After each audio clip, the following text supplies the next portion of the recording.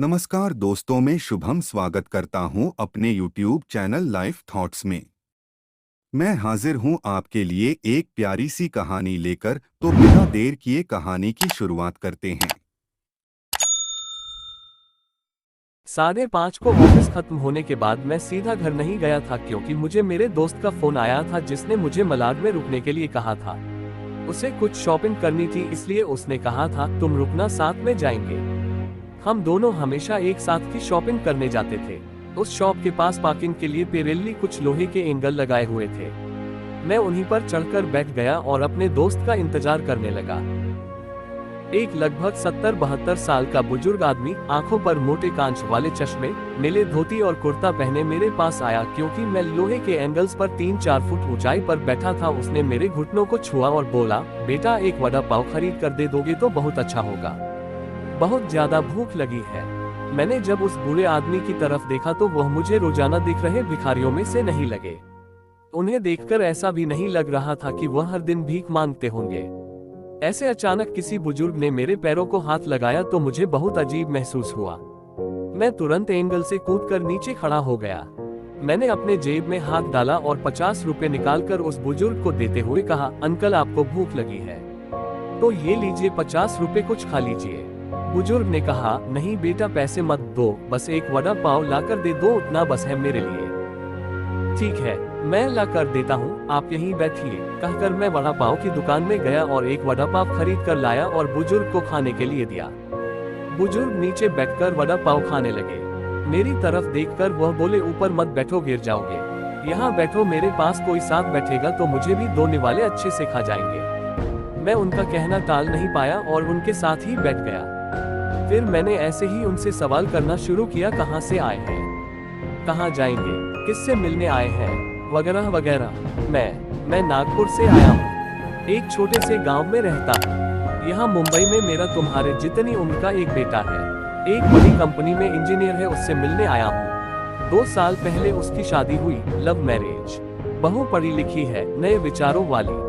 उसे सास ससुर यानी कि हम पति पत्नी गंवार लगते हैं, इसलिए हमारे साथ रहना उसे अच्छा नहीं लगता। इसलिए बेटा अब अलग रहता है, यही मुंबई में 2 सालों से। परसों मेरे इस मोबाइल पर उसका फोन आया था, कह रहा था अमेरिका में नौकरी मिली है उसे, बीवी को लेकर जा रहा है अमेरिका 10 साल के लिए। यहाँ मुंबई में था तो 6 महीने में एक बार आता था हम बूढ़े बूढ़ी को मिलने के लिए। अब इतने दूर प्रदेश जा रहा है एक बार मिलने के लिए, आओ बोला तो अब समय नहीं बचा है, परसों फ्लाइट में बैठकर जाना है कहता है। अब 10 साल के लिए जा रहा है, पता नहीं तब तक हम जिएंगे या मरेंगे, इसलिए सोचा खुद ही जाकर उसे मिल लेता हूँ। कल शाम से एयरपोर्ट को ढूंढ रहा हूँ, लेकिन यहाँ के लोग कहते हैं कि इस एरिया में एयरपोर्ट है ही नहीं। बुजुर्ग ने एड्रेस वाली चिट्ठी मेरे हाथ में देते हुए कहा। उनकी बात सुनकर मैंने कहा, लोग सच कह रहे हैं, एयरपोर्ट यहाँ नहीं है, सेंटा क्रूज में है। बुजुर्ग ने मेरी तरफ देखकर कहा, लेकिन परसों जब बेटे का फोन आया था तो उसने यही पता लिखवाया था मुझे। लगता है ये फोन भी खराब हो गया है, फोन ही नहीं आ रहा है बेटे का। मैंने बताया था उसको कि मैं उससे मिलने आ रहा हूँ मुंबई। कहते हुए बुजुर्ग ने मोबाइल मुझे देखने के लिए दिया। अब मेरे एक हाथ में चिट्ठी और एक हाथ में मोबाइल था। मैंने मोबाइल का बटन दबाकर देखे, मोबाइल अच्छे से चल रहा था और मोबाइल में नेटवर्क भी पूरी तरह से आ रहा था। मैंने उनसे पूछा, आपने नहीं लगा के देखा फोन बेटे को? मुझे कहाँ लगाना आता है बेटा फोन, कोई फोन करता है तो उठा लेता हूँ बस, उन्होंने कहा। मैंने रिसीव्ड कॉल में जाकर आखिरी आए नंबर पर कॉल किया। 2 रिंग्स बजने के बाद कॉल कट कर दिया गया। फिर मैंने एड्रेस की चिट्ठी खोलकर देखी, उसमें जहां हम बैठे थे वहीं का एड्रेस था, यानी कि जानबूझकर गलत एड्रेस दिया गया था। मैं समझ चुका था कि गलत पता देकर लड़का अपने माँ बाप को टाल रहा था और अब वह उनका फोन भी नहीं उठा रहा था। मुझे ये भी मालूम पड़ चुका था कि वह जिस प्लेन में सवार हो चुका था वह प्लेन कभी भी उसके माँ बाप के दिशा में उड़ने वाला नहीं था। तब तक मेरा दोस्त वहां आ गया और बोला, चलो शॉपिंग करने चलते हैं। मैंने उसे 2 मिनट रुकने के लिए कहा और मैं बुजुर्ग की तरफ देखकर सोच में पड़ गया। मैं समझ नहीं पा रहा था कि अपने बेटे की तरफ से होने वाली धोखेबाजी को ये बुजुर्ग समझ नहीं पा रहे थे या फिर खुद का बच्चा उनके साथ ऐसा व्यवहार कर सकता है ये वो स्वीकार नहीं कर पा रहे थे। मैं बुजुर्ग से बोला, अब तक तो आपका बेटा जिस प्लेन में बैठा है वह उड़ चुका होगा, मुझे नहीं लगता कि अब आपकी उससे मुलाकात हो पाएगी, इसलिए अच्छा यही होगा आप वापस अपने घर लौट जाए और आंटी भी आपका इंतजार करती होगी।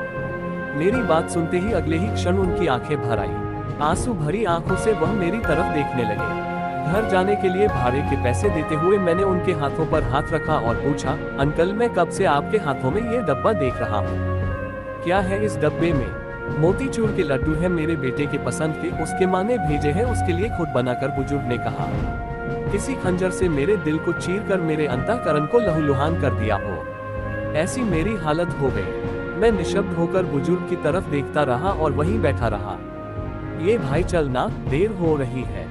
मेरे दोस्त की आवाज कानों में पड़ी तो मैं होश में आया और ऐसे ही उस भीड़ में उसके पीछे पीछे चलने लगा। घर पहुंचकर आधी रात तक मैं सो नहीं पाया। रह रहकर एक ही सवाल मेरे मन में उठ रहा था। एक वड़ा पाव की भीख मांगने वाला वह बेचारा आदमी भूख से बेहाल होने के बावजूद भी अपने साथ लाए उस मोतीचूर के लड्डुओं में से एक लड्डू खुद नहीं खा सकता था क्या? अपने बेटे से इतना प्यार। मैं उस रात बस यही सोच रहा था कि जिस बेटे ने अपने बूढ़े बाप से झूठ बोला, क्या उसको जरा सी भी अपने माँ बाप पे तरस नहीं आया? दोस्तों, एक बात हमेशा याद रखना, जिस दिन तुम्हारे वजह से माँ बाप की आंखों में आंसू आ जाते हैं उस दिन आपका सारा किया धर्म आंसुओं में बह जाता है। तो दोस्तों, अपने माँ बाप की इज्जत करो, उन्हें प्यार दो। आपको हमारी कहानी कैसी लगी कमेंट करके जरूर बताएं और अपने सभी जान पहचान वालों के साथ शेयर भी कीजिए। अगर आप हमारे YouTube चैनल पर पहली बार आए हैं तो चैनल को सब्सक्राइब करना ना भूलें, क्योंकि मैं ऐसे ही कहानियां इस चैनल पर अपलोड करता रहता हूं। फिर मिलते हैं एक प्यारी सी कहानी के साथ।